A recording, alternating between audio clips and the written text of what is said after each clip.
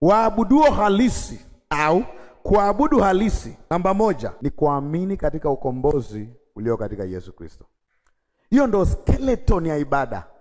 Pale ulipomwamini Yesu Kristo, ukaamini dhabihu yake iliyo bora, ukapokea ondoleo la dhambi, ukapewa roho wake, umekuwa nini? Mwabuduo halisi. Mtu ambaye hana roho wa Mungu, hajamwamini Yesu Kristo, aamini katika dhabihu yake, aidha anaimba, anatoa sadaka, anafanya chochote, ibada yake ina walakini. Kwa nini? Haifanywi na mtu ambaye ni halisi, mwabudu halisi. Mungu ni roho na hawezi kuabudiwa na roho zilizokufa. Kwa wanaomwabudu Mungu katika roho ni wale ambao roho zao zinaishi au wana uzima wa milele. Ndio maana yule mwanamke akamwambia, najua kwamba yuaja Masia aitwaye Kristo, naye atakapokuja atatufunulia mambo yote. Yesu akamwambia, mimi ninayesema nawe ndiye. Yesu anampoint kwa mwanamke kumwamini nani? Yeye.